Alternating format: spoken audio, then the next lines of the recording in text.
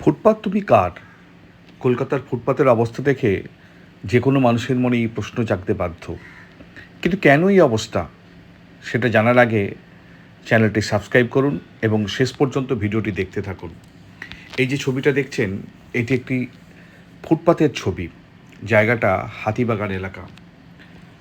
সরু ফুটপাতের দুদিকেই পসরা সাজিয়ে বসে পড়েছেন হকাররা। ফলে সাধারণ মানুষের যাতায়াতের আর কোনো পথ নেই। এটা অবশ্য শুধু হাতিবাগান বলেই নয়, সারা কলকাতার এই একই ছবি। অবশ্য শুধু ব্যবসাদারদের দোষ দিয়েই বা কী লাভ? এই যে ছবিটা দেখছেন, এটি রুবি ক্রসিং। এখানেই ফুটপাত দখল করে তৈরি হয়েছে কাউন্সিলরের বসার জায়গা। এখানে স্থানীয় কাউন্সিলর মানুষজনের সঙ্গে দেখা করেন। একইভাবে পার্ক সার্কাসে এজেসি বোস রোডের ধারেই তৈরি হয়েছে একটি এসি অফিস। এখানেও স্থানীয় কাউন্সিলরকে বসে থাকতে দেখা যায়। এইভাবে সমস্ত ফুটপাত দখলে চলে যাচ্ছে, ফলে সাধারণ মানুষ সেই ফুটপাত দিয়ে আর হাঁটাচলা করতে পারছেন না।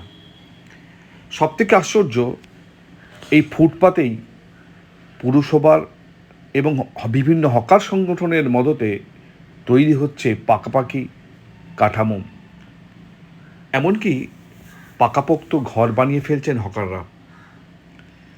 ফলে আগামী দিনে এই ফুটপাত দিয়ে আর সাধারণ মানুষ হয়তো চলাচলই করতে পারবেন না। এই যে ছবি দেখছেন, এটি বেহালা এলাকা। এখানেও একই চিত্র। দুদিকেই হকাররা বসে রয়েছেন, দাঁড়াই করে মালপত্র রাখা। ফলে মানুষের চলাচলের যে ফুটপাত, সেটা সংকীর্ণ থেকে সংকীর্ণতর হয়ে পড়েছে। ফলে ফুটপাতে চলার অধিকার হারিয়েছেন আম নাগরিকরা। আগামী দিনে হয়তো কলকাতা শহর থেকে ফুটপাতটাই গায়েব হয়ে যাবে।